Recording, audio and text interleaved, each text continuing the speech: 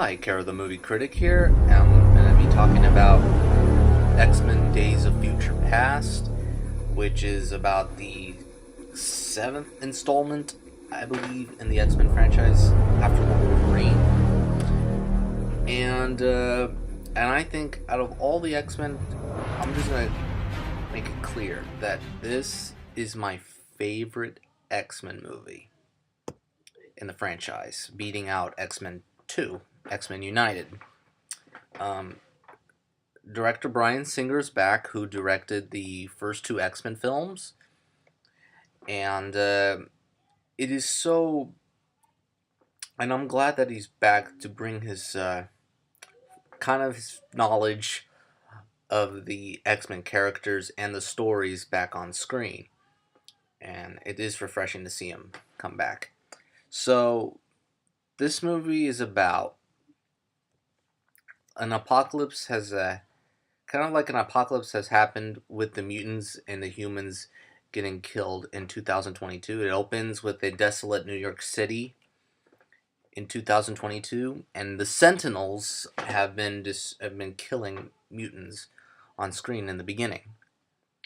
Now, Kitty, played by Ellen Page, manages to send this mutant to foresee what's going to happen to all the mutants when the Sentinels arrive. So, Professor X and Magneto, played by Patrick Stewart and Ian McKellen, respectively, and Wolverine, Hugh Jackman, and Storm, Halle Berry, they all come together, and they formulate a plan as to prevent the Sentinels prevent the Sentinel program from ever happening to kill all these mutants. So they have to go back to 1973 to stop Mystique, played by Jennifer Lawrence, from killing Philip Trask, played by Peter Dinklage from Game of Thrones. So they sent Wolverine because he has the ability to heal longer, because he's very, very, very old, as you can tell from all these X-Men films. And so they send Wolverine back to 1973 to persuade young Professor Charles Xavier, played by James McAvoy, to prevent, I'm repeating myself, to prevent Mystique from killing Trask and to stop the program, because we don't want the Earth to become a very dark place. And then, but they have to help. They have to help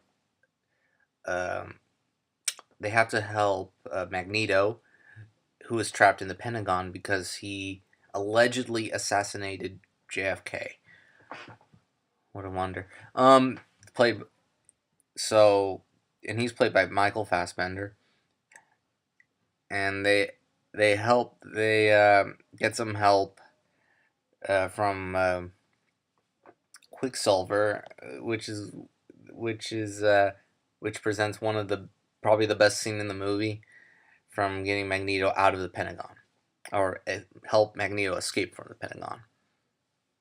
So that's basically the story, the setup, and I don't want to reveal what happens, but I already said it. It is the best film of the franchise. I think it engages us to pay attention to what's going on in the past and the present, and to secure the future, and it's kind of like a Back to the Future premise, a Back to the Future Part 2 type of premise, since you remember that Marty has this almanac, and that Biff wrote it's been a while since I've seen it, but that Biff wrote the DeLorean, and then Doc and Marty go back to this alternate 1985. It's kind of like that.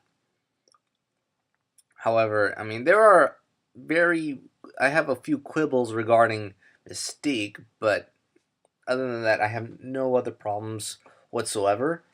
So, I think this is an engaging and thrilling superhero film.